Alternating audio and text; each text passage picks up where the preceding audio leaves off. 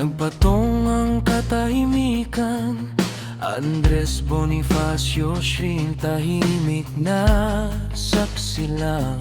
Isang matandang dumating sa ilalim ng apong maputla. Hinaplos ang malamig na semento, parang may kausap siyang alaala. Dito natapos ang lahat, supremo. Bulong na di malimutan, sa gubat na kinain ng dilim. Ang apoy ay pinilit patayin. Maragondon Supremo, hawak ang sugat ng bayan. Maragondon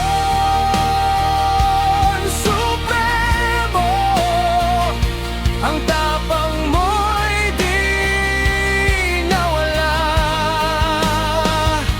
Hindi sa labanan, kundi sa pagtataksil. Maragondon Supremo, naging ugat ng kalayaan.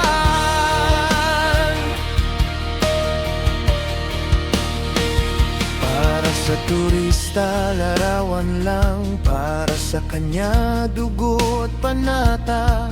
Mga dahong sumasabay sa hangin, parang yabag sa tuyong lupa. Nakatingala siya sa mukha mo, matapang, seryoso, mapait. Naririnig niya sa paligid ang panalangin ng isang nagising.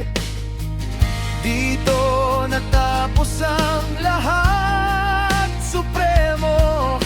Bulong na di malimutan, sa gubat na kinain ng dilim. Ang apoy ay pinilit patayin.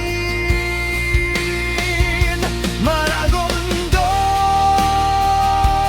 Supremo, hawak ang sugat ng bayan. Maragondon Supremo, ang tapang mo'y di nawala. Hindi sa labanan, kundi sa pagtataksil. Maragondon Supremo, naging ugat ng kalayaan. Pagpalubog ng araw, nagkulay abo ang paligid. Ngunit sa katahimikan, mas lalo kang kumikindat. Hindi ka lang bantayog, hindi ka lang alaala.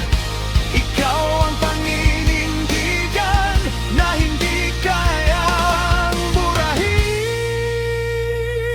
Maragondon Supremo, hawak ang sugat ng bayan. Maragondon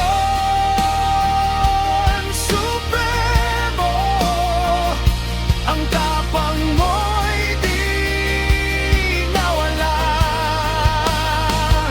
Hindi sa labanan, kundi sa pagtataksil.